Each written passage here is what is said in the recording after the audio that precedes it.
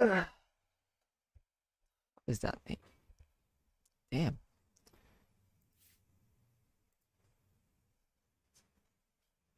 Unparalleled.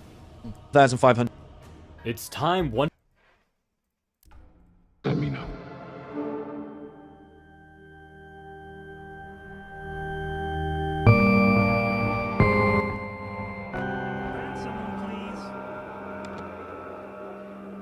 Right about here, in Dallas, Texas, American President John F. Kennedy was assassinated on November 22, 1963. The accused assassin was a man named Lee Harvey Oswald. After being held in custody for less than 2 days, Oswald himself would meet a violent end.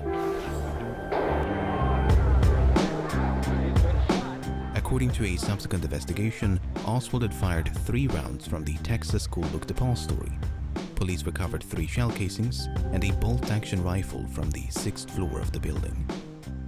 But the shooting of Oswald sparked immediate suspicions of conspiracy. Suspicions that persist to this day and have driven most Americans to reject the government's conclusion that Oswald acted alone. The arguments for and against conspiracy take many shapes and forms. Far too many, in fact, to do them all justice in a single video. Instead, in this video, I want to zoom in and focus on a very narrow slice of this case. Specifically, the events surrounding the Texas schoolbook depository. What exactly happened inside this building from where the shots that killed the president are believed to have been fired?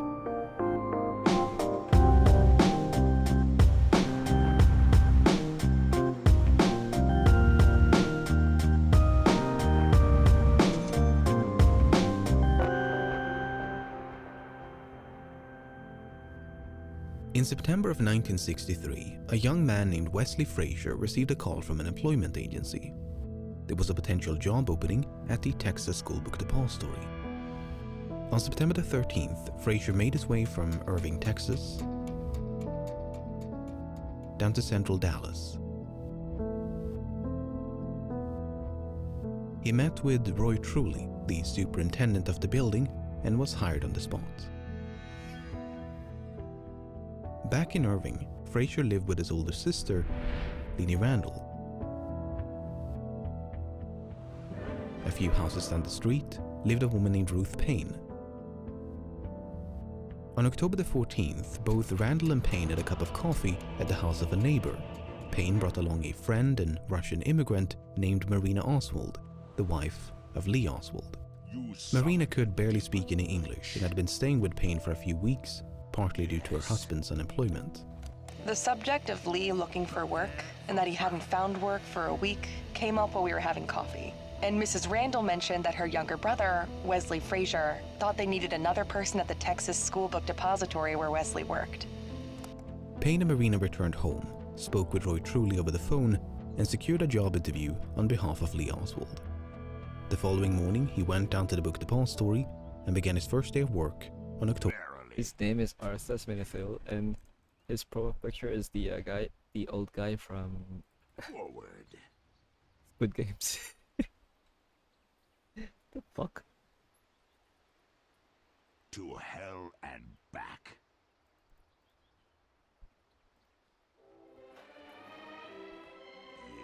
Yes. Just enough time to make a cup of tea. Oh, hell yes. Ang aaga nyo. Walang mga buhay. Yes.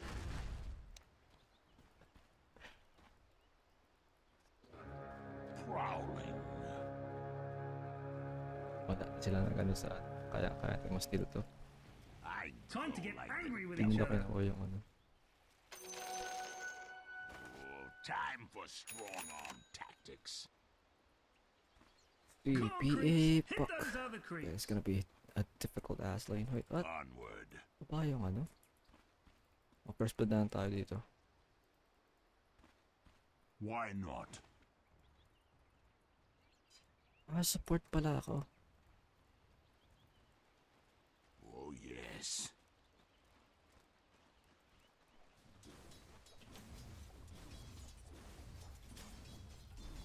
Where's the fight? DC ang like.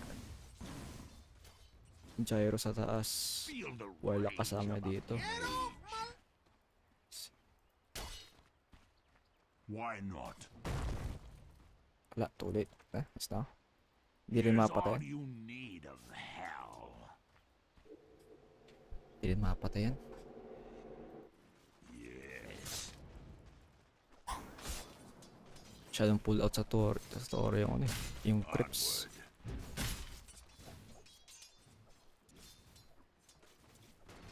Forward.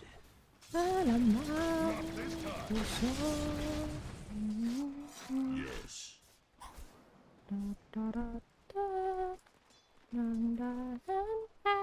Cower. Wow, hindi na ba niya mapatay. Prowling. Post trip, post for pala. I go like the devil. Kapag kumuha ka ng ano. Diet mine. Sayang. Yung mabot. Eh, Blatsu pa pala tayo. And back. Bahog bilat. I'm under attack. Verily.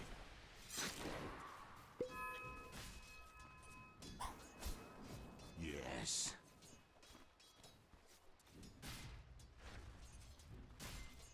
Oh yes.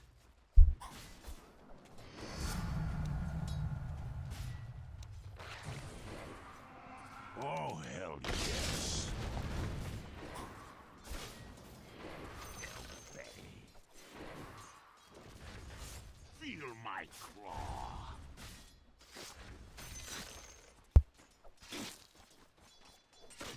Forward.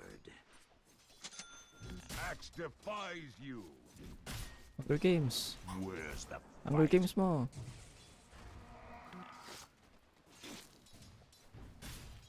Verily.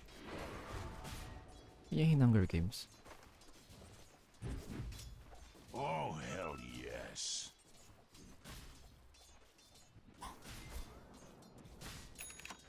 Top is missing.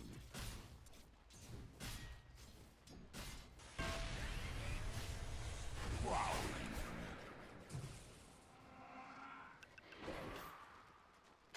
Yes. Yes. Kunin ko yung ano. I go like Damage.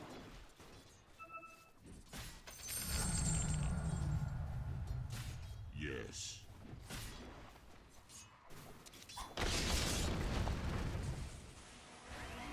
Yes.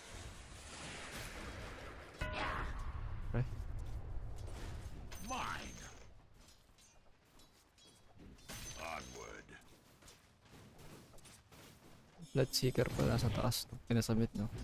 Why not? First blood. Thanks and have fun. First blood. Twin shall not thirst for long. After them.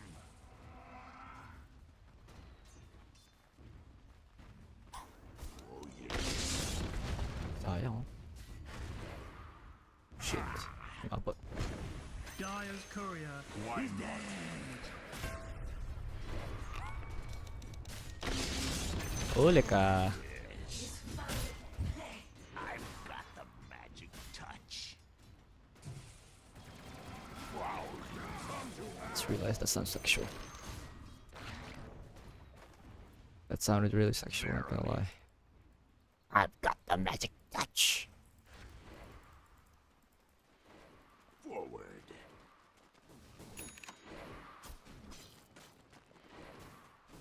To Dyer's hell courier has and been killed. Full tayo.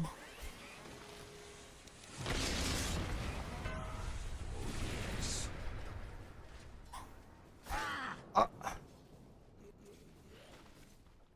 Yes. Aether nga tayo. Can I have one, just one creep. Hell's fury. Fuck. Wala akong mana. Kailangan ko lang ano. I go like the Paisa lang, paisa.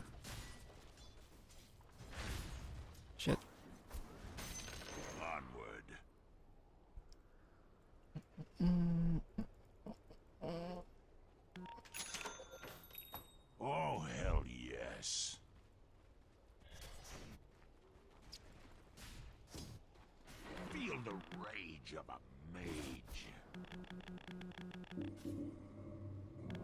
Yes. Top is missing. Oh, hell yes.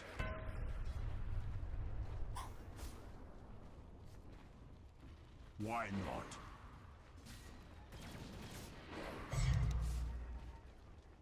I go like the devil.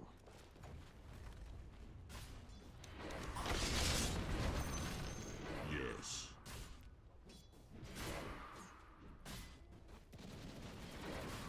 Onward. Your middle tower is under attack. We're detecting high levels of sarcasity, Captain. Verily. Hindi na ako kunin sa baba, no? Pero pa ako ng AG. Forward. Nakapatay ba yung baba? Hindi pa, no? To hell and back.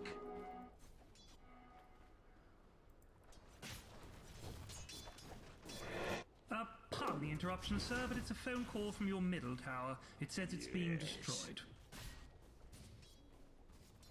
Not yet. Spike! To me! I'll put the squeeze on it.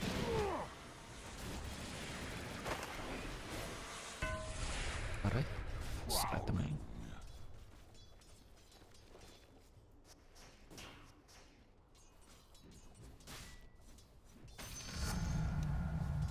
Yes. Baka makapatay ako sa baba. Here's all you need of hell.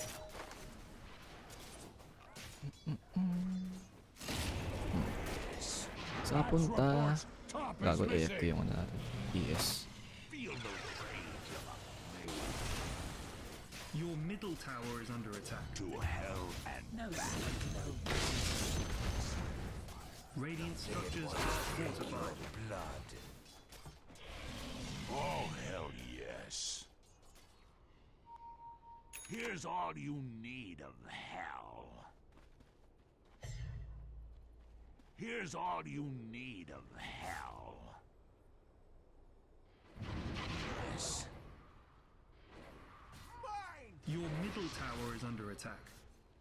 Yes. Feel the rage. Hunger Games. Ay ano, call. Why not?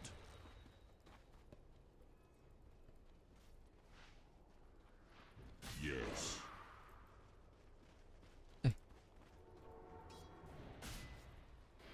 Where's the fight? Aether tayo para ano? Para malayo ang range. Where's the fight?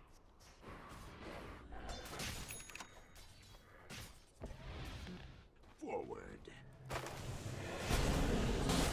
Apang pink. Hindi na makakapatay dyan. Prowling. Feel the rage of a mage.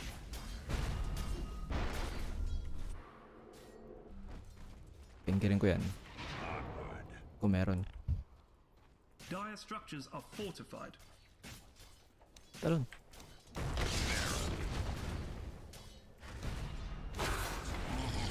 Courier has been killed. Wala, cooldown pa. Oh yes. Your middle tower is under attack. Here's all you need of hell. Corrosion na to. Yes. Mantala tayo dito. Middle tower, take it off your I Christmas card go list. like It's the gone. devil.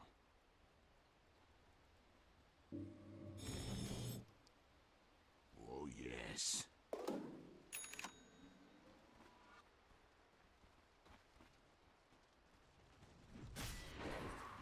Over the 16th. Oh, So, hell an yes. acquaintance with whom Oswald's wife was currently staying had a casual conversation with a neighbor. That neighbor happened to have a brother who recently got employed at the book depository. This prompted his wife to ask the acquaintance to call the superintendent of the building to inquire about any vacancies. I told Mrs. Payne that to send Oswald down, and I would talk to him. that I didn't have anything in mind for him of a permanent nature, but if he was suited, we could possibly use him for a brief time. The position was not only temporary, but only existed due to a temporary shortage of staff. It was the end of our fall rush. If it hadn't existed a week or 2 weeks longer, or if we had not been using some of our regular boys putting down this plywood floor, we would not have had any need for Lee Oswald at that time, which is a tragic thing for me to think about. But it gets even more tragic because Oswald was not the only one to apply for a job. I might have sent Oswald to work in a warehouse 2 blocks away. Oswald and another fellow reported for work on the same day, and I needed one of them for the depository building. I picked Oswald. If Oswald was somehow entangled in a conspiracy, and the aim of that conspiracy was for him to become employed at the book depository, then Ang taas ng HP niya. Bonus HP, ilan? 200. Your bottom tower is Kailangan ko under ng attack. hardware dyan.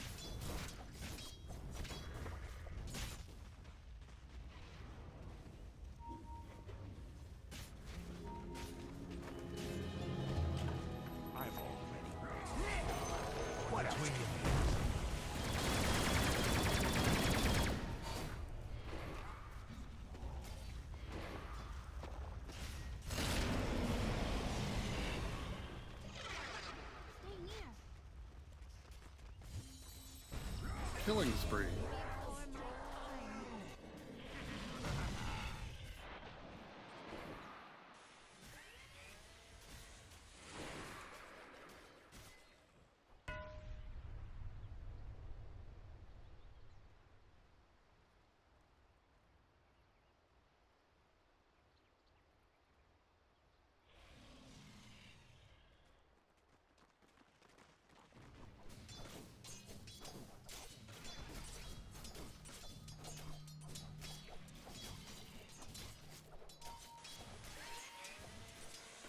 Excuse me, sir, but it's your top tower.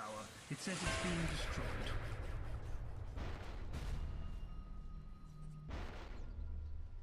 Your top tower is under attack. Oh man, this is totally harshing my mellow.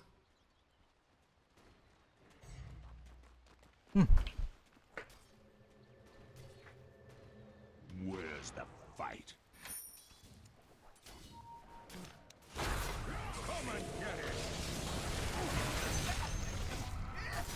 By my horns, I'm under attack! Co-setter na agad ako. Palitan ko na ito. Puta, lumako. Buhay ba?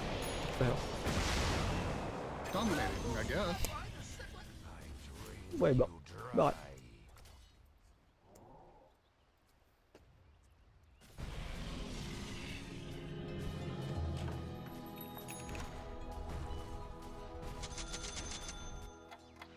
Prowling.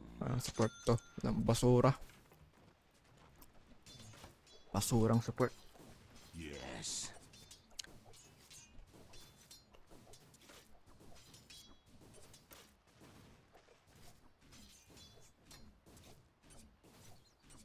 Why not?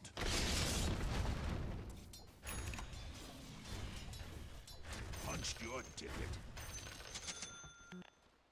Prowling.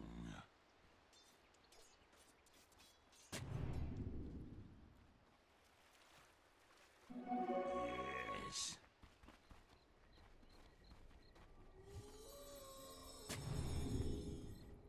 Forward.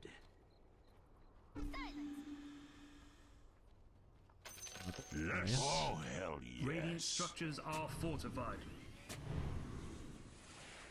Feel the rage of a mage. Money changes hands. Your bottom tower has been denied. Die große Mannen auf dem Campus. Sa mid yung pack. Yes.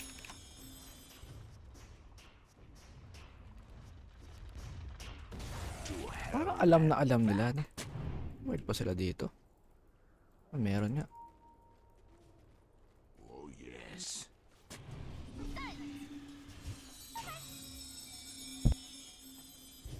Onward.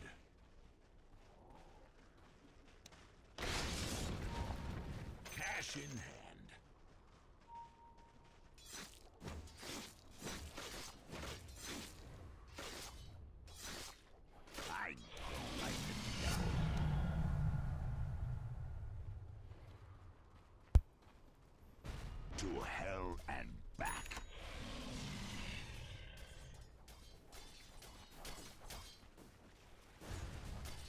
I go like the devil. Dire structures are fortified. Verily.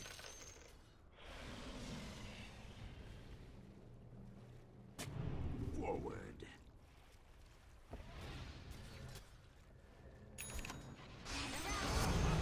The enemy's middle tower has been denied.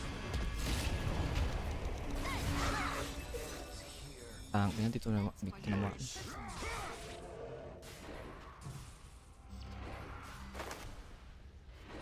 Oh yes.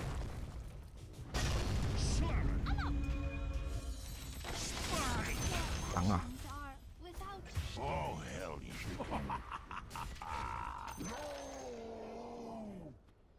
Huli mo na ako. Onward.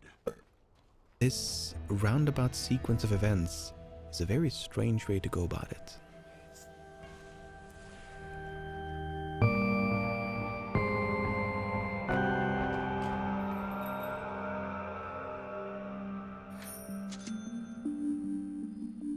As the name implies, the Texas School Book Depository was in the business of selling books. For $1.25 an hour, Oswald's job was to prepare the books for shipping. He did so by filling out forms and transporting cartons of books between the upper floors and the first. Why not? The building had 3 elevators, 2 staircases, and was 7 stories tall. In the northwest corner, 1 stairway and 2 freight elevators provided access to all 7 floors. A small passenger elevator near the front entrance stopped at level 4, while stories 1 and 2 were connected by a second flight of stairs. Your top tower is Lacking a under attack. driver's license, Oswald relied on Wesley Frazier to carpool between Irving and Dallas every Friday evening and Monday morning. He spent workdays at a rooming house in Dallas while spending the weekends with his wife and daughters in Irving. But on Thursday morning, November the 21st, the day before the assassination, Oswald decided to deviate from this routine. Excuse me, sir. It's your top I was standing there on the first floor getting the orders in, and Lee said, "Could I ride home with you this afternoon?" And I said, "Sure, like I told you. You can go home with me anytime you want to. Like I say, anytime you want to go see your wife, that is all right with me."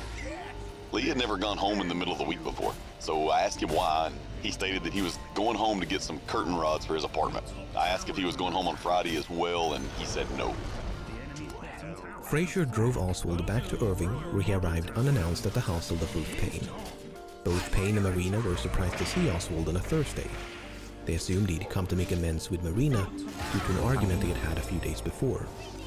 Did your husband give any reason for coming home on Thursday? He said that he was lonely because he Wala, hadn't lakad, come the nakarap preceding weekend and he wanted to make his peace with me. Was anything said about curtain rods or his taking curtain rods to town the following day? No, I didn't have any. He didn't say anything like that. No. The next day, Oswald said goodbye to his wife and left the Payne residence about 7:15. Atop a dresser in the bedroom, he left behind his wedding ring. Oswald was next seen walking down the street by Lily Randall, carrying a package. This is Gabe. He was soon joined by Frazier, and the two of them took a seat in his car to begin their commute. When you got in the car, did you say anything Fuck to you. Oswald, or did he say anything to you? I noticed there was a package lying on the back seat. I didn't pay too much attention, and I said, "What's the package, Lee?" And he said, "Curtain rods." And I said, "Oh yes, you told me you were going to bring some today." Not only was Oswald carrying a large package, but he'd forgotten to bring a lunch bag. When he rode with me, I say he always brought lunch, except that one day on November 22nd. He didn't bring his lunch that day. Right when I got in the car, I asked him where was his lunch, and he said he was going to buy his lunch that day. They arrived in Dallas a few minutes before 8 o'clock. Typically, they would walk together from the parking lot to the book depository. But on this particular Friday, Oswald grabbed his curtain rods and rushed ahead into the building.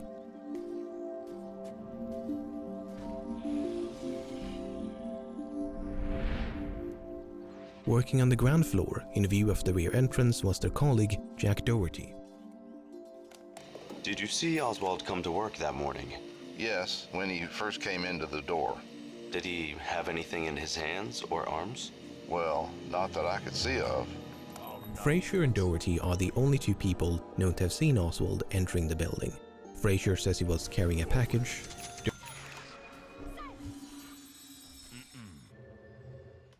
Onward. Kinain niya yun. Wala kasing BKB. I glow like the devil.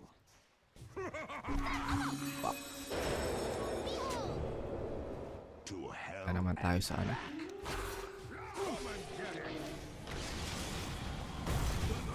Pinlakpak.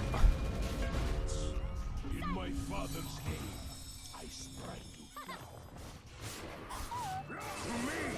Ano tayo Double dito? kill. A hero dies. Kakasar yung Lycan. Bukod sa Lycan, matigas. Puta ka na. Nag-play pa sila. Ba't hindi ba nag-BKB siya, no? Hindi siya nag-BKB. Mamamatay to. Pods. I've still got my pride.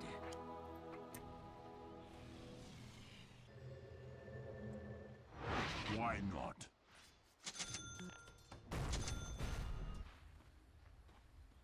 Yes.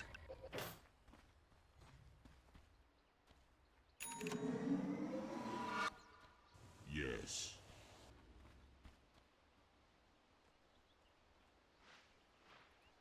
Prowling.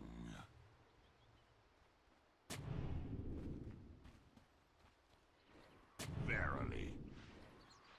Bakit sa totoo lang, medyo ano ako yun eh. Retarded ngayon. Isip pala kasi. Wala pang warm up. Oh, hell yes. So, Excuse alam ko me, nakuha sir, nila yung it's your top ano tower. natin, It says Terminator. it's being destroyed. Hand it over. Sa mid.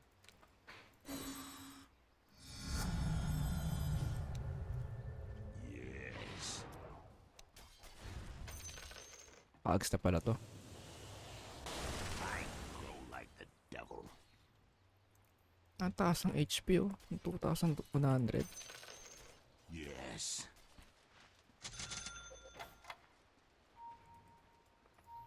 Ano Why drag? not? Get some.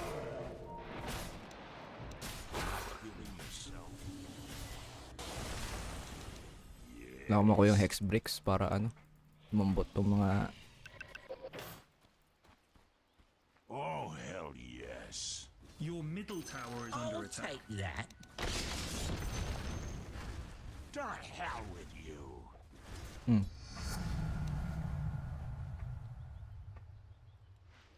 Forward.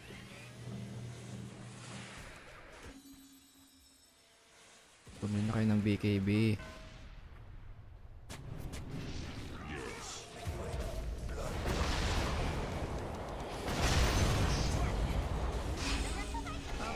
Interruption, sir, but it's a phone call from your middle tower. It says it's being destroyed. To hell and Killing spree. Yung mga patayan. Guys, you need to defend here.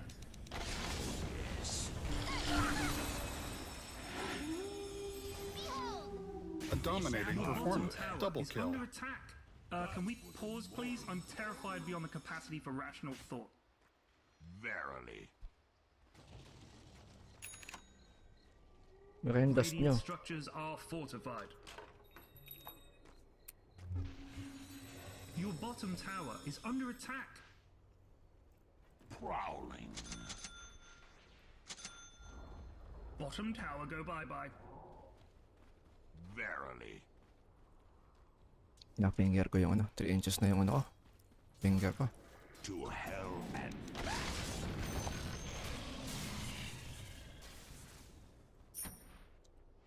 Yes.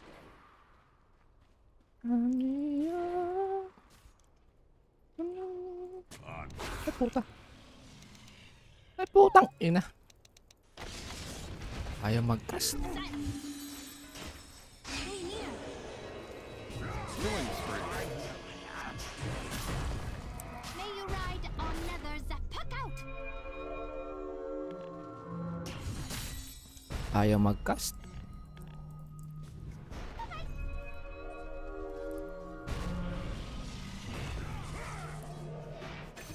Fuck you.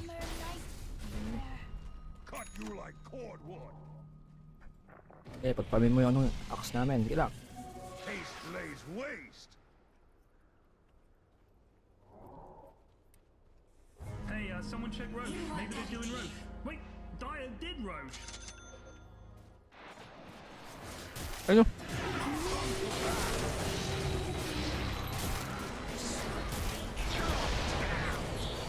Okay, okay. I grow like the devil.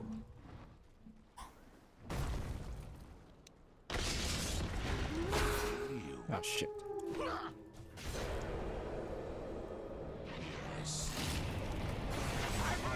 Mega kill.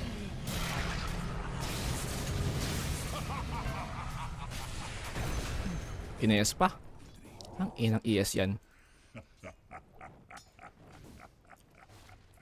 Di pa binigay sa Bloodseeker. Ang inang kagagawan yan.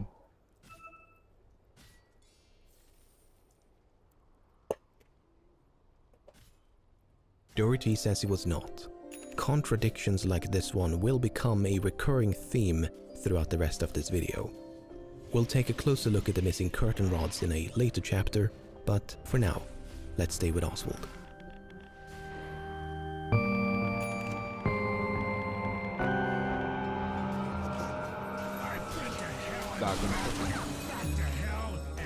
As the morning progressed, Oswald was seen working as normal. Roy Truly described him as an above-average worker who mostly kept himself.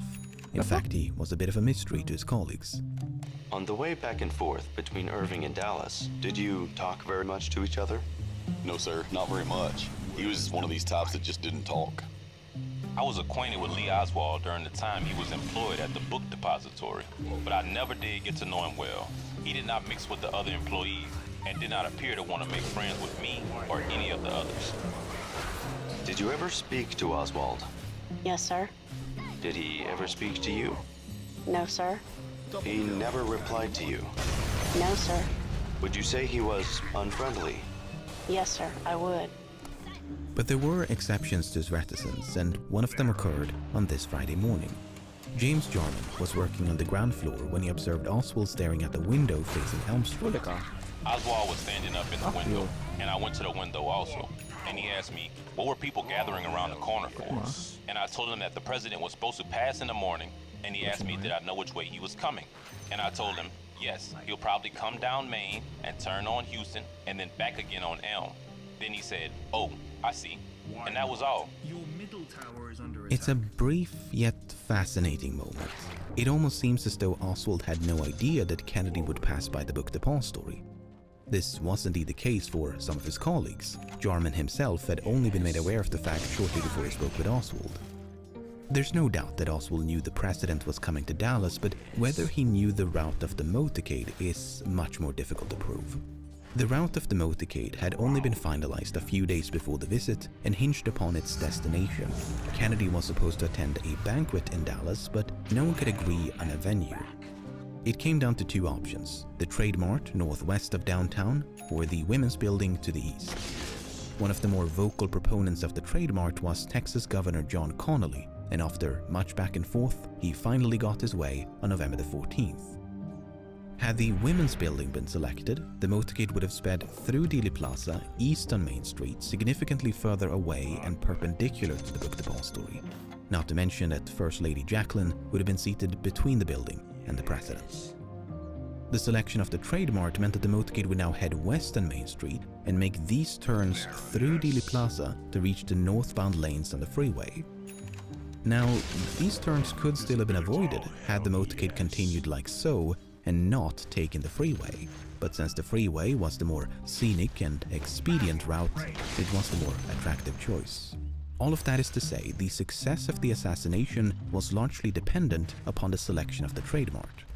It might therefore be tempting to cast suspicion upon Governor Connally, but it should be noted that he rode in the presidential limousine along with the Kennedys and suffered grave injuries during the shooting. Not only that, but Connally was actually opposed to a motorcade and favored a more direct route from the airport to the Trade Mart, a brief trip that would have bypassed Dealey Plaza altogether. He was unfortunately overruled by Kennedy himself, who wanted to see and be seen by the people of Dallas. Okay, so all that was happening behind the scenes, but as far as the public was aware, there wasn't even going to be a motorcade. As late as November the 15th, the Dallas Morning News reported that the motorcade seemed unlikely. But the very next day, the parade was finally confirmed. While the precise route followed by maps and detailed descriptions was not officially disclosed until November the 19th, someone familiar with Dallas could have approximated the route a few days in advance. That is to say, the earliest point a member of the public could have deduced that Kennedy would be driven past the Book Depository was November the 16th, less than a week before the visit. There's a good chance that Oswald saw these articles because he'd been observed reading political columns in the very same newspapers. Furthermore, we know from other aspects of Oswald's life that he was politically inclined. Well, I have studied Marxist philosophy, yes, sir, and also other philosophers. But are you a Marxist? I think you did admit on an earlier radio interview that you consider yourself a Marxist. I would very definitely say that I am a Marxist. That is correct. But that does not mean, however, that I'm a Gago dun.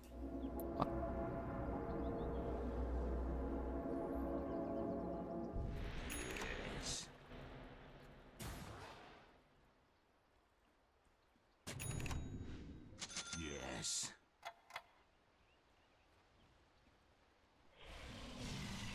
Oh, hell yes. Wala na pala yung Terminator dyan. Na-steal, nakuha na pala. Tower is under attack.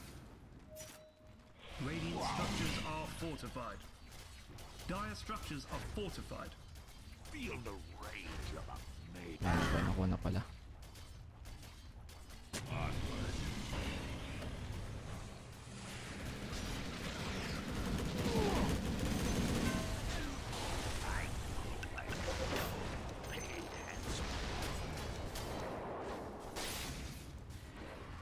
Tula ko paloob yan.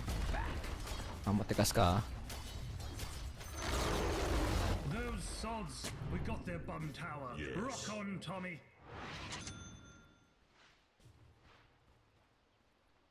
Verily.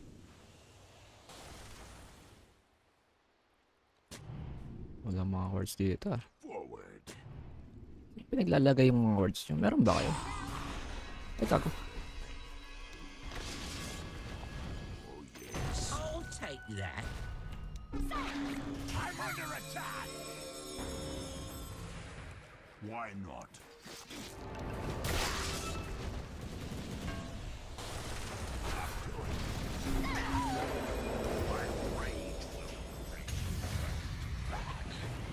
TV na si ano?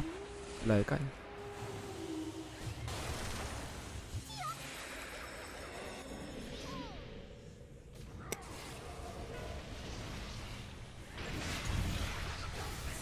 Mga bobo. Pardon the interruption, sir, but it's a phone call from your middle tower. It says it's being destroyed. Dalawang carry niyo pa sa support. Ayun nyo mga gago. Tower is under attack.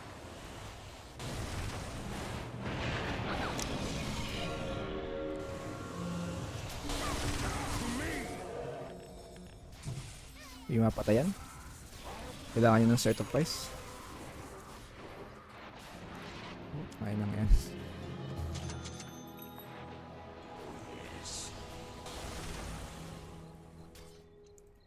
Anak ng Torokwa. Where's the fight?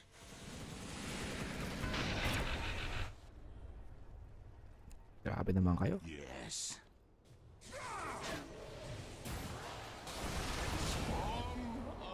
Oh, hell yes. Words pala kayo dito. Punch your ticket. Onward.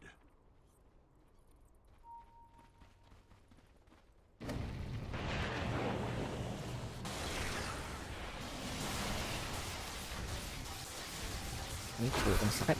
Aray. Verily.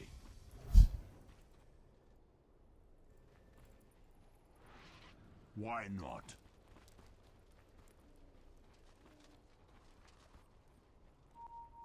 Yes.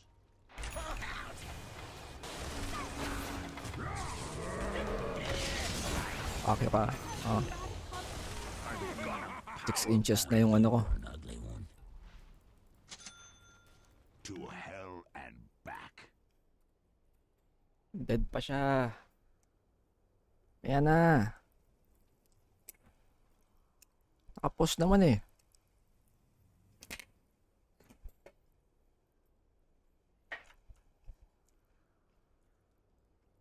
Communist. What is the difference between the two? Well, there's a great deal of difference. Several American parties in several countries are based on Marxism, such as Ghana. Certain countries have characteristics of a socialist system, such as Great Britain with its socialized medicine. These, then, are the differences between an outright communist country and countries which adhere to leftist or Marxist principles. Conversely, a lack of interest in politics is precisely why at least one of Oswald's colleagues remained oblivious to the motorcade. So while it's understandable for someone apolitical to be taken off guard by a presidential visit, it makes far less sense for someone like Oswald. On November 21st, the day before the assassination that you were describing, was there any discussion between you and your husband about President Kennedy's trip or proposed trip to Texas, Dallas, and the Fort Worth area?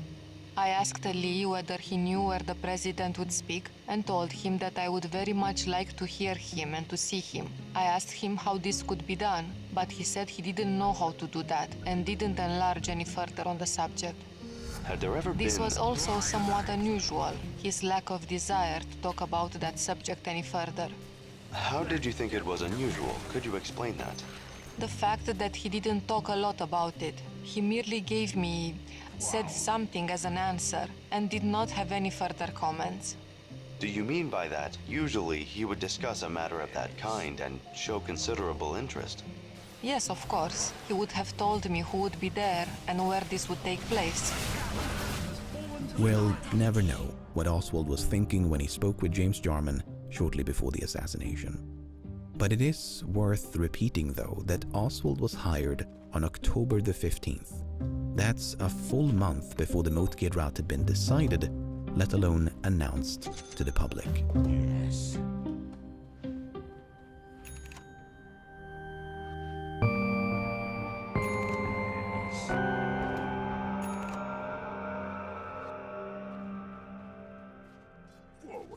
On the morning of November the 22nd, a handful of employees had been assigned to install a new plywood floor on the 6th floor of the book depository. Every once in a while, they would catch a glimpse of Oswald. I saw Lee Oswald shortly before lunchtime. He was by himself with a piece of paper in his hand. I had nothing to say to him, but some of the other male employees teased him and told him he ought to go get a haircut. Lee Oswald just laughed at this remark. Shortly before noon, it was time for lunch. For a bit of fun, they decided to race the two elevators down to ground level. As they began descending, they observed Oswald now standing on the 5th floor. He shouted for them to stop or to close the gate to the elevator upon reaching the 1st floor. Charles Givens then realized he'd forgotten his jacket and cigarettes up on the 6th floor. 200 damage every ano? Ano useful pa ito kay Patch?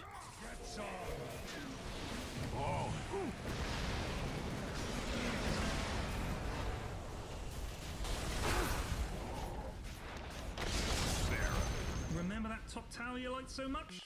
Mwah! Kiss it goodbye!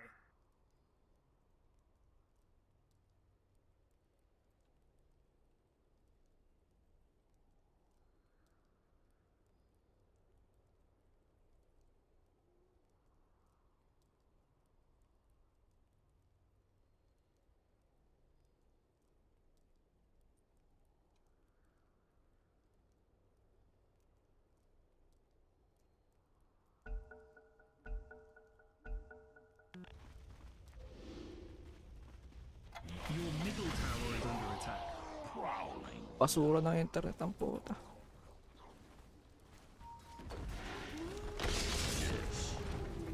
Punat naman ng ano niya. Mga lagad niya. Your middle tower has fallen.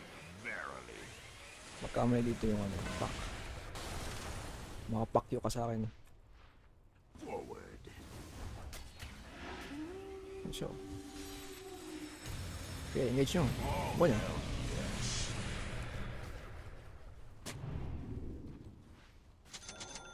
Onward. Lusin ko lang. Nasa taas yung totoo. Sana all totoo. Prowling.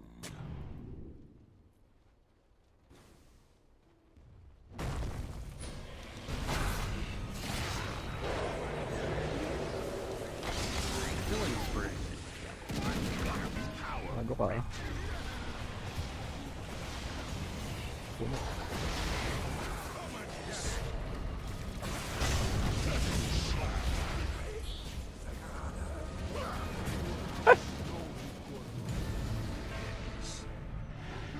Double kill. Killing spree. Impossible kill. Forget about it. A dominating performance. Ultra kill. Hindi si kumana mo.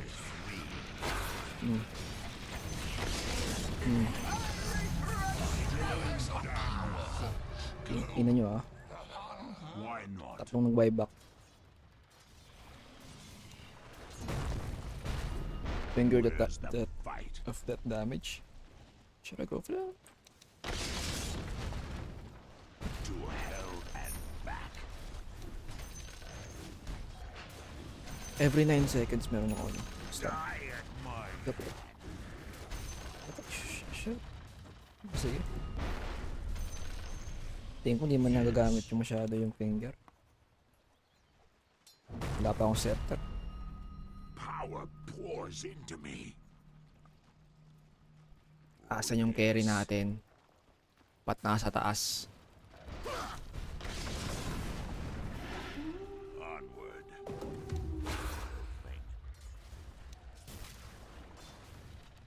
I'll put the squeeze on you. Ilang carry yan? Oh yes. Hinahabol ako ni Pak. Basagin ko yung ano niyan. Babasagin ko yung Linkens niyan. Titirahin ko yan. Why not?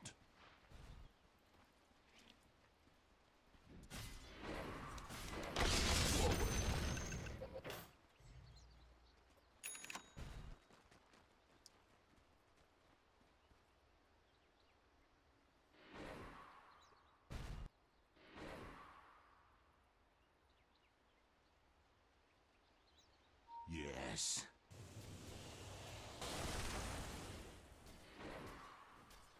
Prowling.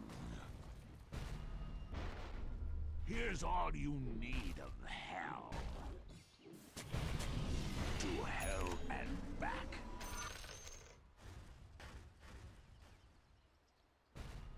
Yes. Ags na ako. Dapat yan, nag-mid tayo. Sayang. Yes. Saka bakit Bloodstone kinuha niya?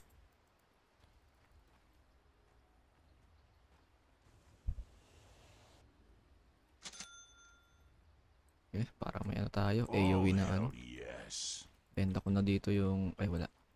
Kaya naman siguro tayo kunin. PE nandito. Verily. Tapang mo! Yes. Nako. Tapang nyo. Pag kayo namatay dyan ah.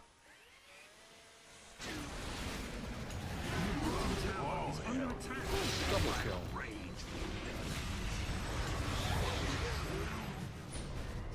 Patay ako ng PA. Killing spree. Impossible kill. Talo na. Blunder yung ano.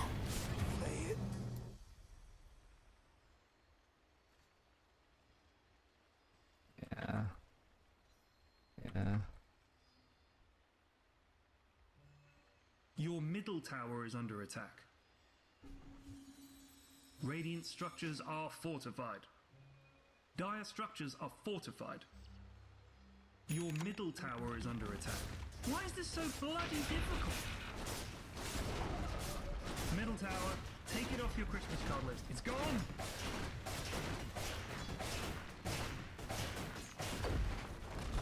Hello? We needed that middle ranks.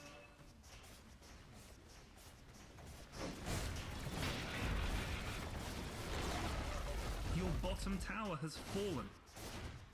Cool, blimey, Gov. Not me bottom racks.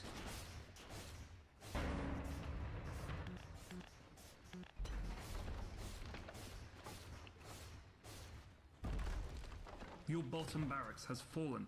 Boo!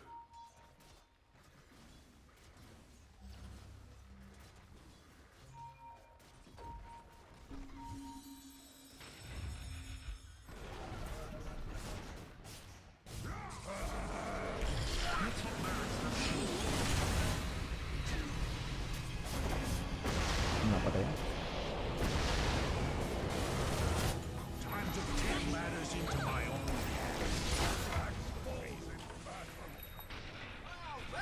onward. Your top barracks have fallen. Wow, they are making you look good. Kill everyone. Your middle tower is under attack.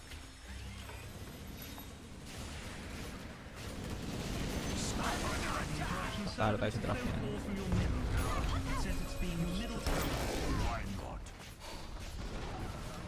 Middle tower, take it off your Christmas covers. It's gone. They're attacking the base. Your ancient is under attack.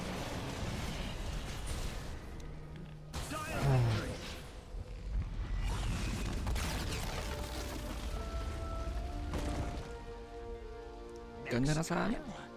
Throw yung BS, sumugod sa mid mag-isa. Lahat ng team na, yung strike nasa baba, napitas ng pack. Ang mga basura talaga yung mga Pinay.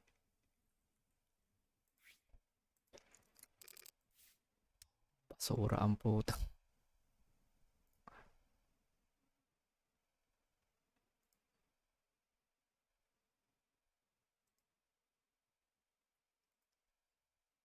Kakaasar. Ganda ng early game. Sheesh. Tanginang yan. Kayang-kaya na sa ano yun. Dude. Kapitas ako. Kapitas ako.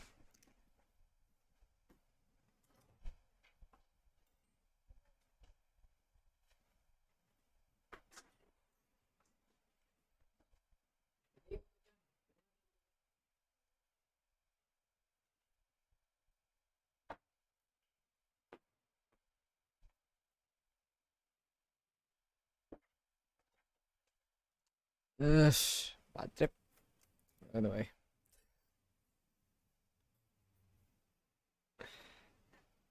Inang laro to.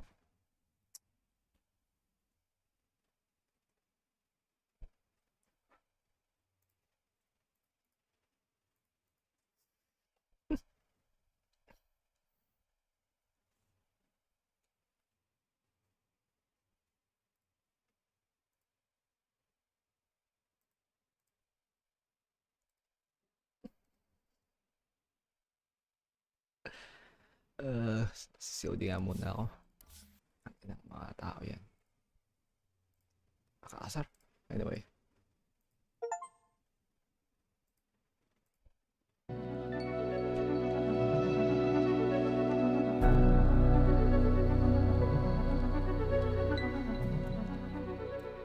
About to return to ground level, Given spotted Oswald approaching. Lee was coming from the window up front where the shots were fired from. Did you watch where he walked to? Well, no, sir. I didn't pay much attention. I was getting ready to get on the elevator, and I say, "Boy, are you going downstairs?" What did he say to you? I say, "It's near lunchtime," and he said, "No, sir. When you get downstairs, close the gate to the elevator." That meant the elevator on the west side. You can pull both gates down, and it'll come up by itself. What else did he say? That is all. I said, "Okay," and got on the elevator.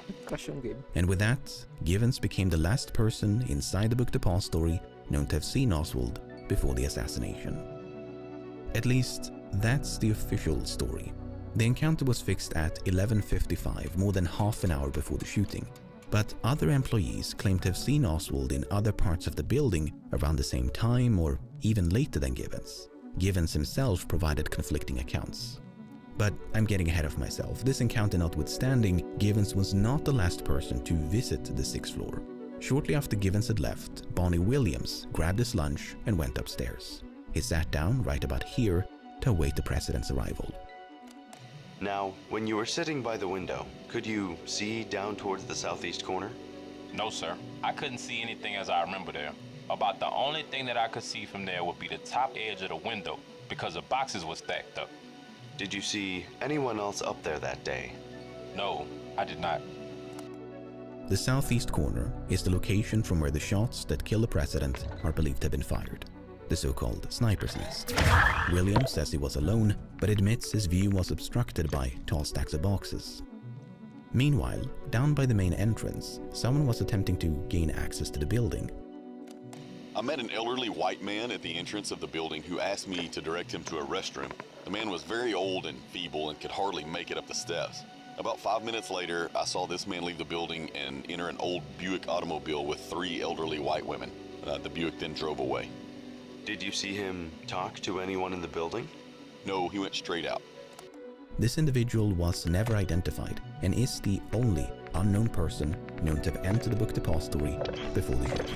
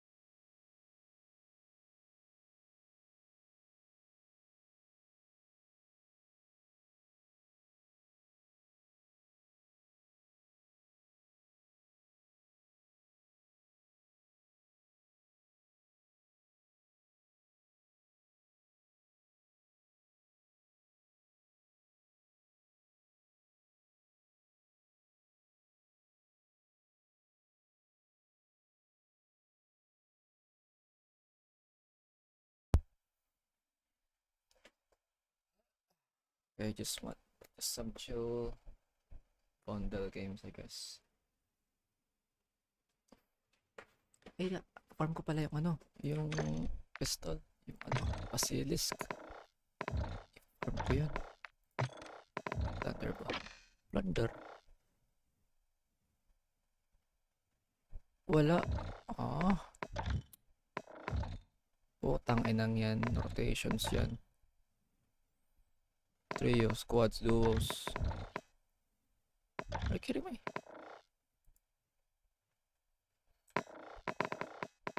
Wala na. The fuck?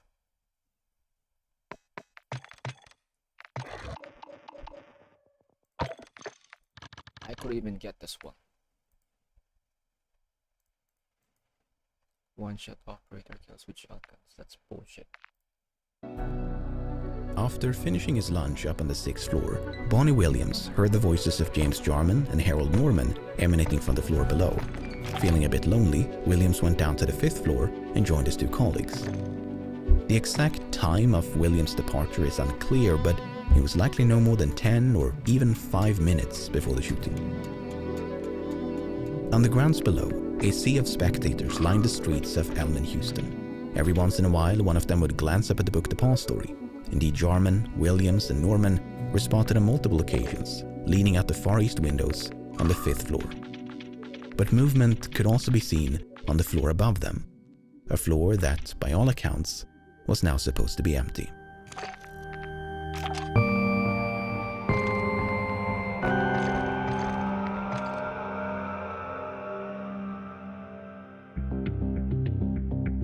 Awaiting the motorcade by the east curb of Houston was a young, newlywed couple named Arnold and Barbara Rowland. Some 15 minutes before the shooting, Arnold spotted a white man in the westernmost window on the 6th floor of the book depository. The man was holding a rifle, his gaze locked at Houston. Despite standing a few meters away from an officer, Arnold chose not to report the gunman. Did it ever enter your mind that you should go and tell the policeman of this sight or this vision that you had seen? Really, it didn't. It never entered your mind? I never dreamed of anything such as that. I mean, I must honestly say, my opinion was based on movies I have seen, on the attempted assassination of Theodore Roosevelt and the other one, Franklin Roosevelt. And both of these had Secret Service men up in windows or on top of the buildings with rifles. And this is how my opinion was based, and why it didn't alarm me. Perhaps if I'd been older and had more experience in life, it might have made a difference. It very well could have. Do you ever have reoccurring dreams, sir? What? Do you ever have reoccurring dreams? Yes. This is a reoccurring dream of mine, sir. All the time. What if I told someone about it?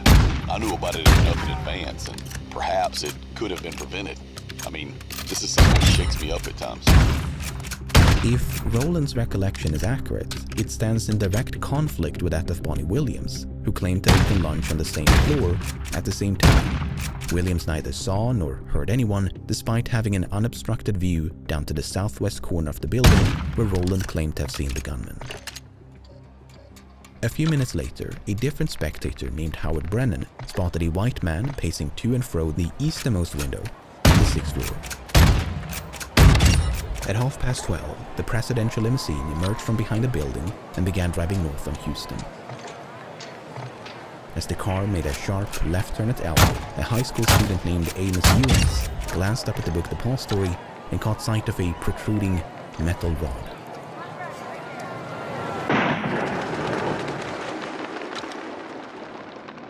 Few realized what had happened. Was it a firecracker, backfiring motorcycle, or presidential salute? People near the Rowlands even started laughing, perhaps feeling a bit foolish for being frightened by the ostensibly harmless explosion. Standing by the northwest corner of Elm and Houston was James Worrell. He thought the explosion had come from directly overhead. Sure enough, on one of the upper floors, Worrell could see the barrel of a gun. At that moment, a second explosion echoed through Dealey Plaza. Worrell and Ewens witnessed the recoil and muzzle flash of the rifle in concurrence with the sound. Brennan had yet to realize what was happening. He thought a firecracker had been thrown from the book depository. He looked up, and the man he'd seen pacing only minutes before was now aiming down the sights of a rifle. It's not known for sure, but it is believed that President Kennedy has been shot. President Kennedy and Texas Governor John Connally shot by an assassin today in Dallas, Texas. Brennan could only recall hearing 2 shots, but his testimony implies he might have heard 3. He confusingly said he saw the gunman fire the last shot, yet denied seeing the discharge of the rifle. In the immediate aftermath of the shooting, the rifle was seen by a handful of witnesses as the gunman cautiously withdrew from the window. The rifle, or what looked like a rifle, was drawn fairly slowly back into the building, and I saw no one in the window with it. I didn't even see a form in the window. I could see his hand, you know, the rifle laying across his hand, and I could see his hand sticking out on the trigger part. After he got through, he just pulled it back in the window. He drew the gun back to the window, as though he was drawing it back to his side, and maybe paused for another second, as though to assure himself that he hit his mark, and then he disappeared.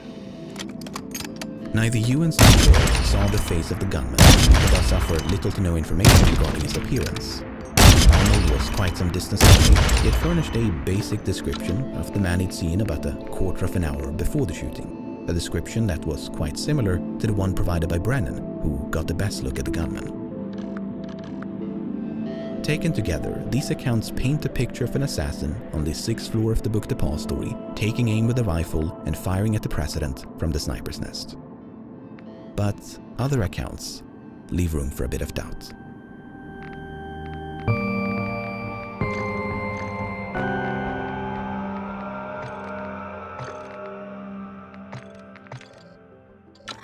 As previously mentioned, Arnold Rowland spotted a white man with a rifle in the westernmost window on the 6th floor about a but as late as 5 minutes later, Arnold observed an elderly black man leaning out the easternmost window on the same floor.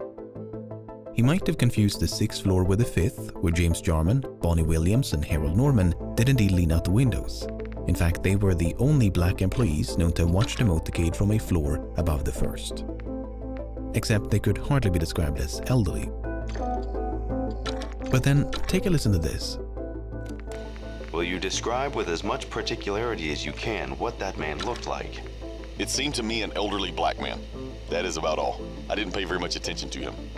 This question was then repeated to Arnold a few minutes later, at which point his answer had dramatically changed. He was very thin, an elderly gentleman, bald or practically bald, very thin hair if he wasn't bald. Had on a plaid shirt, I think it was red and green. Very bright color, that is why I remember it. Can you give us an estimate as to age? 50, possibly 55 or 60. Can you give us an estimate as to height? 5'8", 5'10", in that neighborhood. He was very slender, very thin. Can you give us a more definite description as to complexion? Very dark or fairly dark. Not real dark compared to some black men, but fairly dark. Seemed like his face was either, I can't recall detail, but it was either very wrinkled or marked in some way. So, in the span of a few minutes, Arnold went from I didn't pay very much attention to describing the man's complexion, hair, clothing, age, height, build, and even the blemishes on his face. Sometimes some people are prone to exaggerate more than others, and without in any way meaning to take away from the testimony of your husband and what he saw in the building at the time, just from your general experience, do you feel you can rely on everything that your husband says? I don't feel that I can rely on everything anybody says. Well, this is really an unfair question to ask any wife about her husband, and I am not asking it very correctly, but... At times, my husband is prone to exaggerate. Does that answer it? I think it does. Is there anything else you want to add to that, or not? Usually, his exaggerations are not concerned with anything other than himself. They're usually to boost his ego.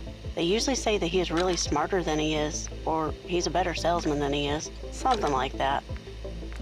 As leading as that line of questioning was, Barbara was not alone in doubting her husband's credibility. Officials at 2 separate high schools attended by Arnold explicitly warned authorities not to trust everything he says. He was characterized as someone who would not hesitate to fabricate a story and not tell the truth regarding any matter. Indeed, Rowland lied or exaggerated on multiple occasions when he testified. Another witness who claimed to have seen a gunman in the book The Paw Story was Carolyn Walter. Shortly before the arrival of the motorcade, Walter had seen a man with blonde or light brown hair in one of these windows on the 4th or 5th floor. She explicitly ruled out the 6th. It should be noted, however, that during the shooting, this window was closed with the blinds down, while this one, as you already know, was occupied by Bonnie Williams and Harold Norman.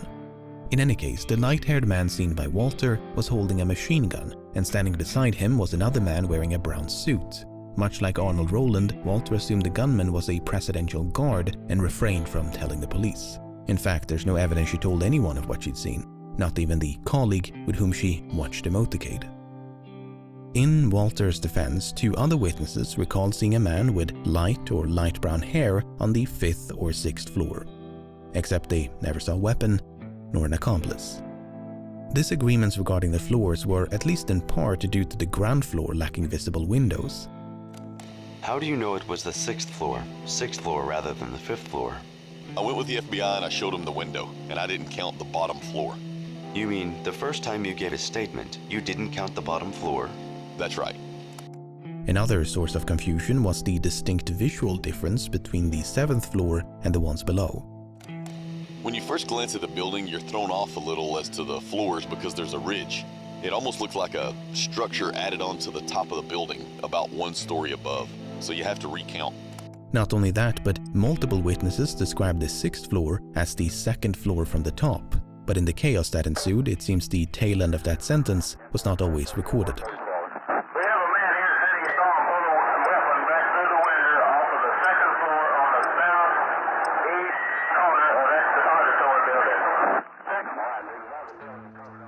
Amos Ewens is another curious witness because even though he never saw the gunman's face, he did see the top of his head. Somehow. What did you see in the building? I saw a bald spot on this man's head. Trying to look out the window, he had a bald spot on his head. I was looking at the bald spot. Oswald did not have a bald spot. He was thinning a bit in the front, but otherwise had a full head of hair. But the strength of Ewan's account is somewhat diminished by his inability to recall anything else. Could you tell whether he was a black gentleman or a white man? No, sir. Couldn't he was but you had described that he had a bald spot in his head. Yes, sir. I could see the bald spot in his head. Now, could you tell what color hair he had? No, sir. Could you tell whether his hair was dark or light? No, sir. Long after the assassination, 15 years to be precise, a journalist working for the Dallas Morning News tracked on a man named Johnny Powell. Powell had supposedly seen 2 men fiddling with a scope on a rifle in the sniper's nest. He described their complexion as darker than white, but that was about it. Once again, one has to wonder if he confused the gunmen with Jarman, Williams and Norman on the floor below. I mean, after 15 years of silence, there's no telling how Powell's memory could have been distorted. A good example of such distortion is Richard Carr. A few minutes before the shooting, Carr had been standing roughly here when he spotted a man on the 7th floor of the book depository, all the way over here. The man was white and wore a hat, glasses and sport coat. In the immediate aftermath of the shooting, Carr returned to ground level. By 1969, however, Carr's story had notably changed. The man with a sport coat had now been standing on the 5th floor, not the 7th. After the shooting, Mr. Sportcoat had emerged from behind the book depository, accompanied by 2 other men. They too had been picked up by a separate station wagon before speeding away. It's unclear how Carr is supposed to have seen all of this, considering what he told the FBI back in '64. Carr advised that from his location on the steel structure of the new courthouse building, it would have been impossible for him to observe the lower floors and entrance of the book depository, and that from his position he could only see the top floor and the roof. In Carr's defense, James Worrell had seen a man emerge from the rear entrance of the book depository about 3 minutes after the shooting. This man also wore a sport coat and headed south on Houston. Except the man seen by Carr was kinda stocky and wore a hat. The man seen by Worrell had a slender build and was hatless. Besides, anyone connected with the shooting, leaving via the rear entrance, would surely have headed north, not towards the scene of the crime. As if that was not enough, 2 other witnesses, James Romack and George Rackley, stood roughly here for several minutes after the shooting. Both of them paid special attention to the Mr. Romack stated that from the time he heard the shots, he had looked toward the book depository and had under his immediate observation the loading dock and the back door. He stated he is positive that no one came out of this door or out of the loading dock doors. Could you see the back door of the Texas School Book Depository? Yes. Were you looking towards that direction? Yes, sir. About how long did you keep your eyes fixed over there? Oh, I would say 5 minutes in and out, probably 10. I was looking up that way at all times. Did you see any people leave the Texas School Book Depository by way of the rear exit? No, sir. Did you see any people running north on Houston Street? No, sir. Unfortunately, conflicting accounts were not limited to the book depository. Among the hundreds of witnesses in the vicinity of Dealey Plaza, nothing was as disputed as the number and origin of the gunshots. Governor Connor was holding his stomach. And the shots were almost simultaneously, weren't they? Yes, sir. They were probably 10 seconds apart. Do you know who fired the third shot? I didn't hear I don't recall a third shot. There may have been. My family hit the ground, and I don't recall a third shot. I just couldn't. I'm not certain of that. I do know I heard 2 shots. I heard 3. I know you heard 3. Yeah, I said to Jerry after the second shot, I said, "My God, those are gunshots."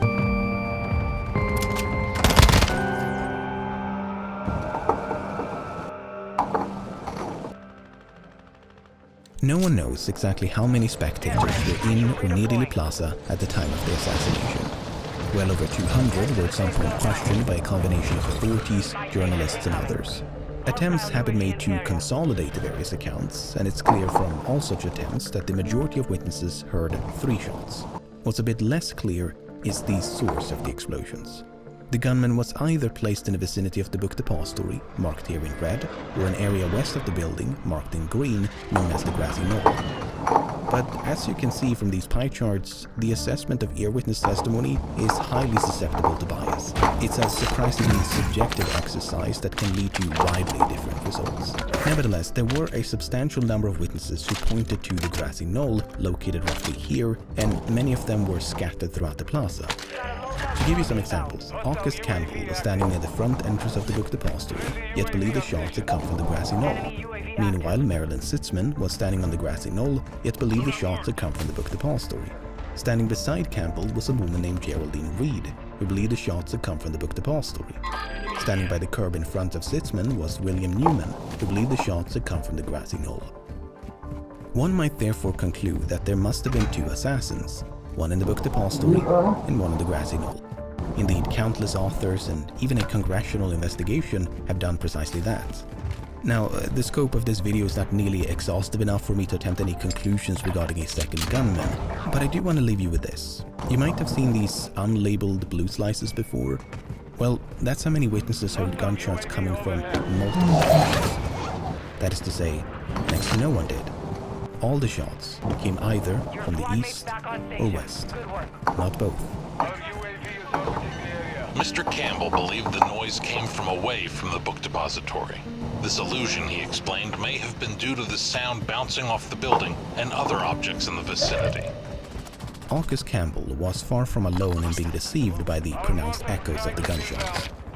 Where did the noises or shots sound to you like they came from?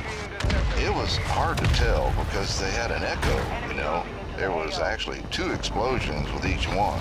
There was the shot and then the echo from it. So it was hard to tell. There was too much reverberation. There was an echo which gave me a sound all over. In other words, that square is it had a sound all over. The sounds came either from up against the school depository building or near the mouth of the triple underpass. I had worked in this watchtower for some 10 or 12 years and was there during the time they were renovating the school depository building, and had noticed at that time the similarity of sounds occurring in either of those 2 locations. There's a reverberation which takes place from either location. This auditory illusion was not a fluke. Not only did the buildings surrounding Dealey Plaza act as an echo chamber, but even experienced hunters can struggle to pinpoint the number and origin of gunshots by sound alone. Here's a quote from a book on that very topic, published a few years before the assassination. Little credence should be put in what anyone says about a shot or even the number of shots. These things coming upon a person suddenly are generally extremely inaccurately recorded in their memory. One of the authors asked one deer hunter last fall how many shots another hunter less than 100 yards away had fired. The answer was 5. Actually, only 2 shots were fired. Employees in the book The Past Story were no less confused about the gunshots than the spectators outside. To give you some examples, on the first floor, Eddie Piper heard 3 shots that appeared to come from inside the building. On the third floor, Edna Case and Sandra Ellison heard nothing. Meanwhile, Stephen Wilson on the same floor heard 3 shots, came from the west. On the fourth floor, Elsie Dorman, multiple shots came from this building.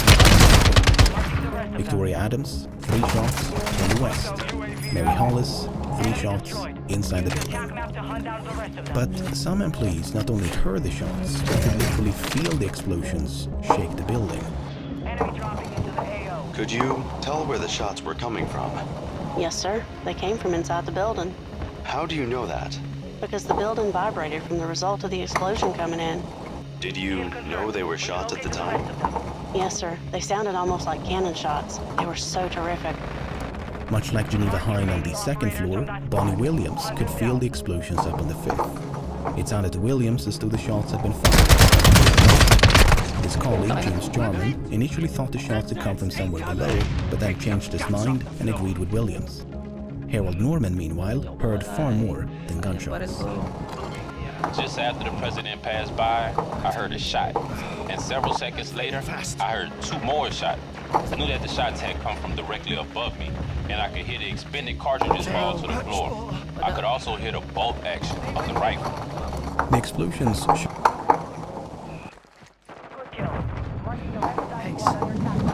Get hunting. Hostiles dropping into the area. Watch the sky. Overhead.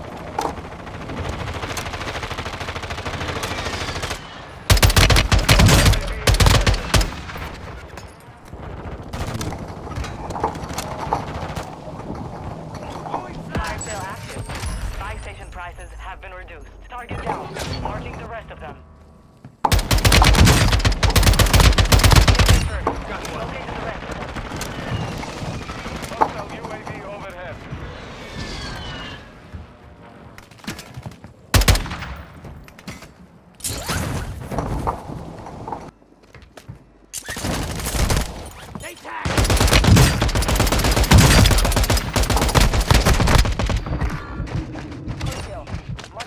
Next time.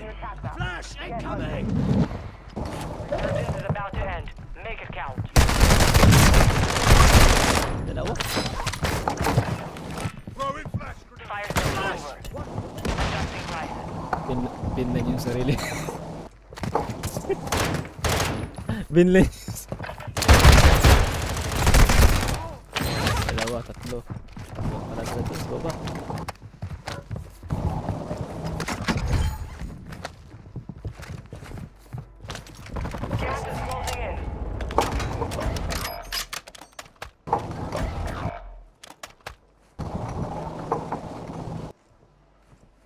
Sayang yung barrel ko, no? Your team made it to the safe zone. Getting another chance. Make it count.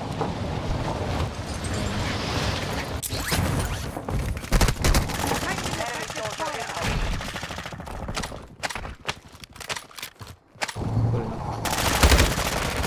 Your squad mate is redeploying.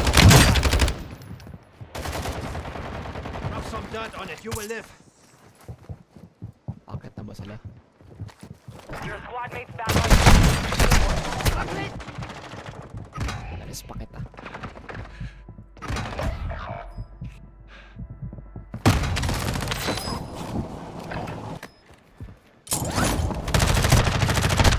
Parang siya yun.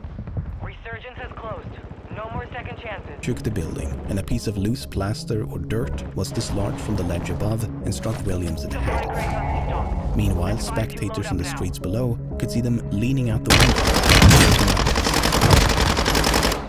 I just looked straight up ahead of me, which would have been looking at the school. Go get your revenge.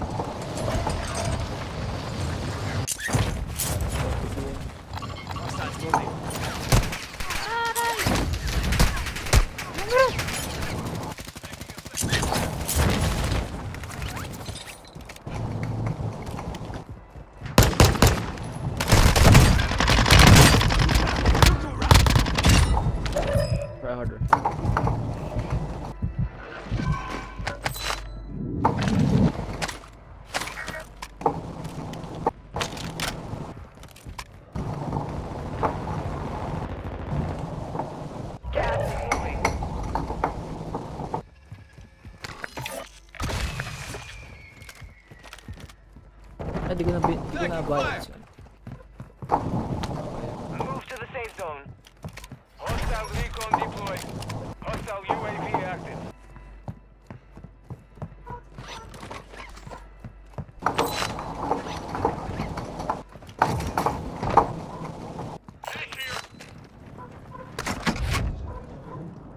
Enemy dropping into the AO. Bilhin nyo.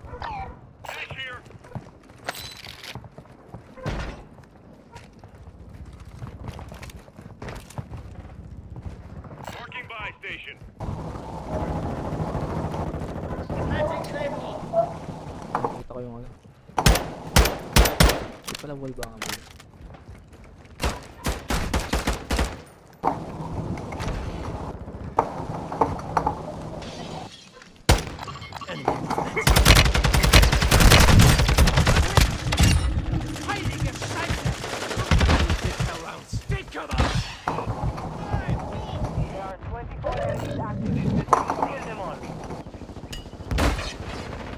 Yung pinasok mo, taka ka.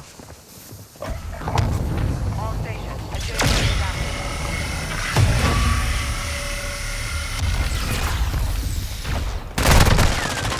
Doon pa siya eh. Book depository, and I noticed two black men in a window, straining to see directly above them. And my eyes followed right up to the window above them, and I saw the rifle, or what looked like a rifle. Frightened and somewhat entranced by the pandemonium outside, the three men remained on the 5th floor for several minutes. Meanwhile, the apparent assassin upstairs was now in a race against time. Did you hear anything upstairs at all? No, sir. I didn't hear anything. Any footsteps? No, sir. Probably. The reason we didn't hear anything is because, after the shot, we were running too, and that was making a lot of noise. Why didn't you go up to the 6th floor? I really don't know. We just never did think about it. Maybe it's because we were frightened.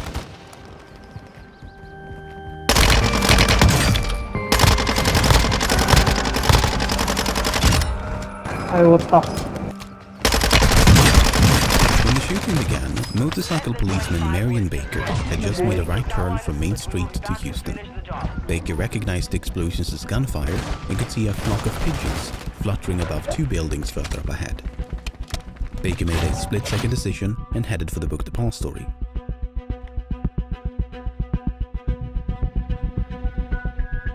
Once inside, he was greeted by Roy Truly.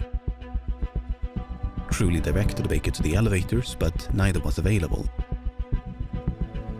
He pressed the button while shouting up the elevator shaft for someone upstairs to close the gate. No response. Instead, they began running up the stairs.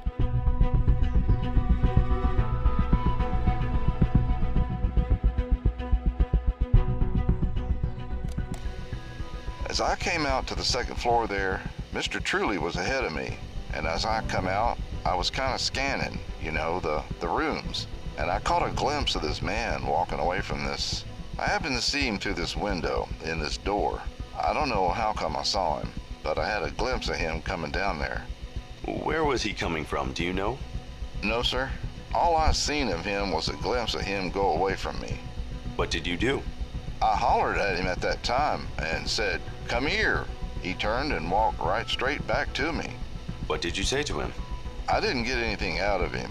Mr. Truly had come up to my side here, and I turned to Mr. Truly and I says, "Do you know this man? Does he work here?" And he said, "Yes." And I turned immediately and went on out up the stairs. The man whom Baker and Truly encountered in the 2nd floor lunchroom was none other than Lee Harvey Oswald. The encounter was brief, lasting no more than 30 seconds. Oswald appeared calm and failed to evoke suspicion, so Truly and Baker left him in the lunchroom and proceeded up the stairs. They spent some time searching the roof, but there was no assassin to be found. Down by the main entrance, Geraldine Reed was still trying to process what had just occurred. She decided to return to her office on the 2nd floor of the building. Here, about 2 minutes after the shooting, Reed became the last known person to have seen Oswald inside the book depository. I kept walking and I looked up and Oswald was coming in the back door of the office. I met him by the time I passed my desk by several feet, and I told him, I said, "Oh, the president has been shot, but maybe they didn't hit him." He mumbled something to me. I kept walking. He did too. I didn't pay any attention to what he said because I had no thoughts of him having any connection with the shooting at all, because he was very calm. Oswald is then presumed to have taken the front stairs, and on his way out the main entrance, encountered someone looking for a phone. There are at least 2 candidates for who this person might have been, but Oswald seems to have pointed up a phone inside the building before blending into the chaos outside. He was next observed boarding a bus a few blocks east of him.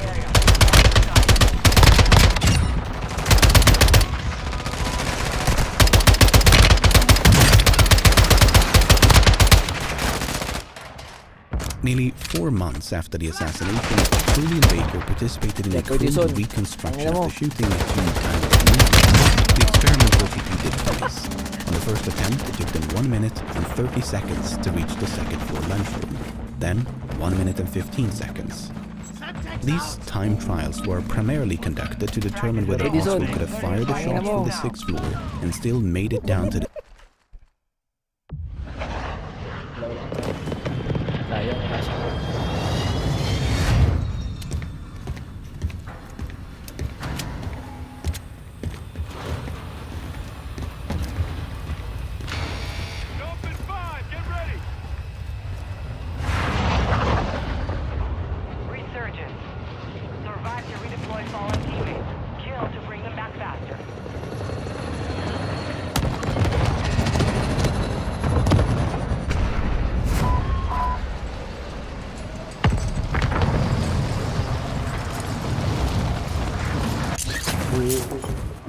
Hostiles dropping into the area.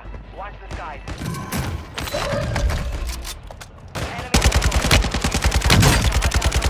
Ang inang ADS ng tagal.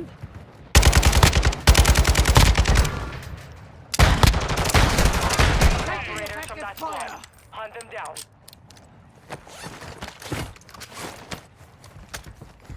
Enemy. Target down. Marching the rest of them.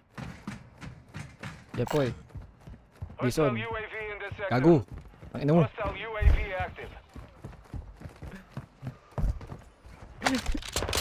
Ay, lang bala.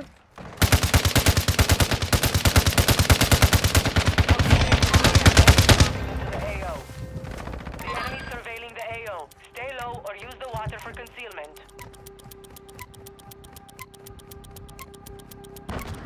Heads up, Ultra. The FBSA's identified unsanctioned soup activity in the area. Enemies detected. Locations marked.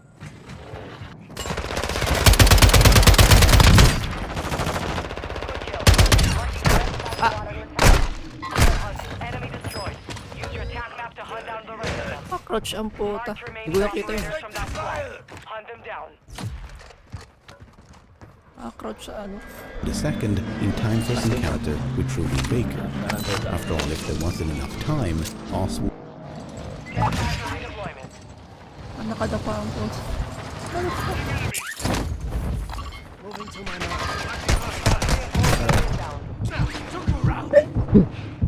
Heads up, Ultra. Intel's reporting unsanctioned soup activity in the area.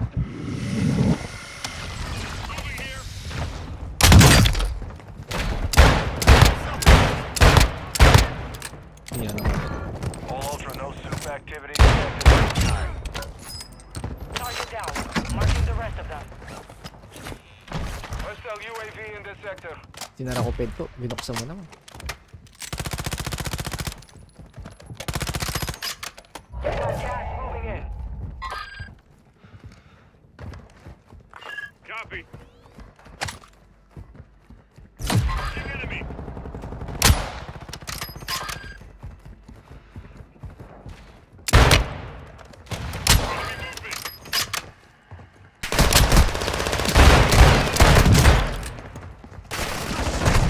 What are you aiming at me for? Fast. We've located the rest of them. Got a revive shot for you.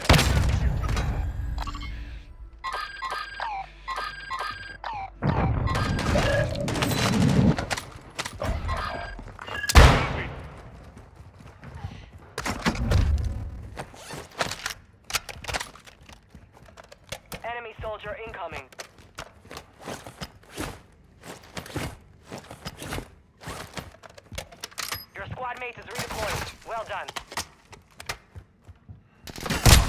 What? How was that a miss? Gago. Friendly loadout drop on the way. Enemy destroyed. Use your attack map to hunt down the How rest was of that a them. miss? Gitnang-gitna yun sa kanya. I need mid-cal rounds. Hostile UAV overhead. Kill confirmed. We've located the rest of them.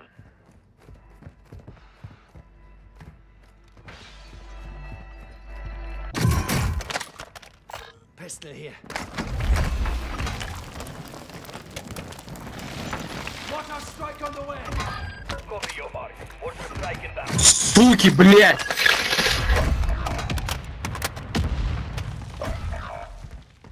Enemy dropping into the AO. I hit someone. No effect on target. You got an effect on me. Mates back on station. Good work. You have reinforcements inbound. Hostiles on the move.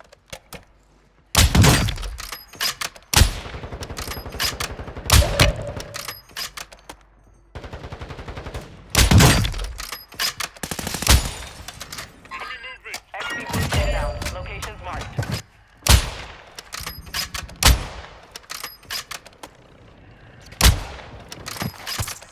You'll be alright. Medyo nagtago.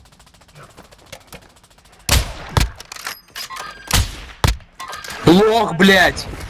Redeployed faster.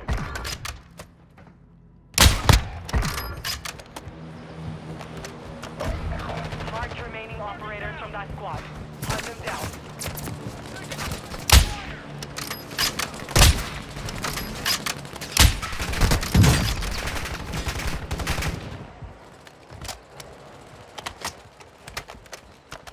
Your squad mate is redeploying. Well done.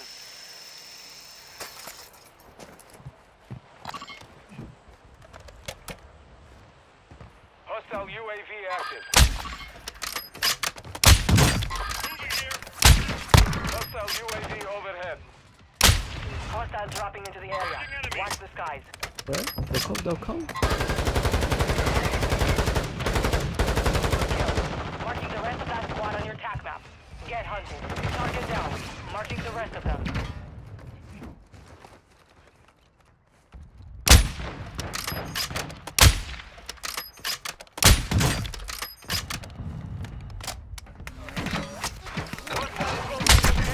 I'm hit. Oh shit. Enemy destroyed.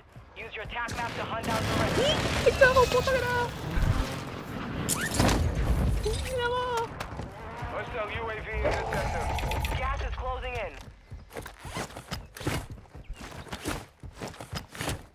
Ammo here. Got a field upgrade active here.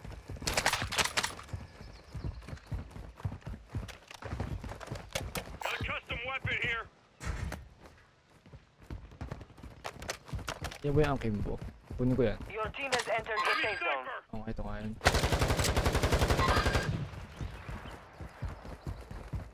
Shit.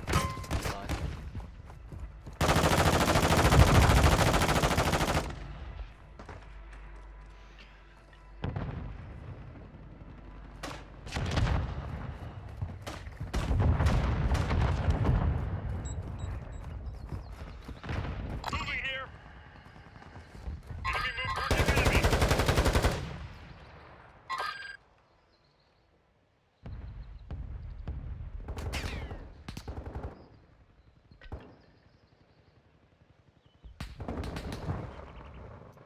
Hostile UAV overhead.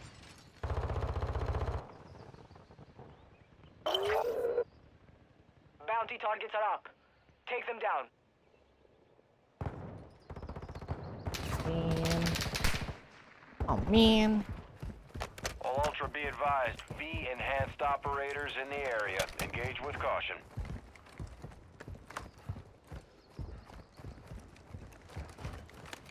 Moving here.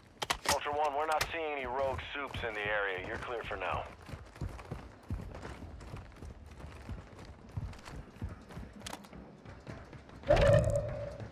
Enemy movement Yep. spotted. Likod natin. Jepoy, likod mo. Likod. Ah, puta na sa taas. Sa taas. Jepoy.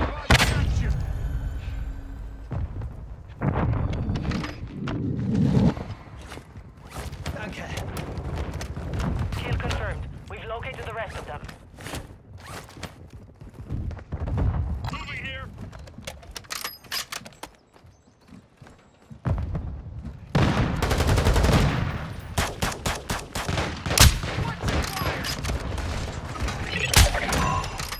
Primary objective complete. All targets eliminated. Watch your six. Resurgence window is ending.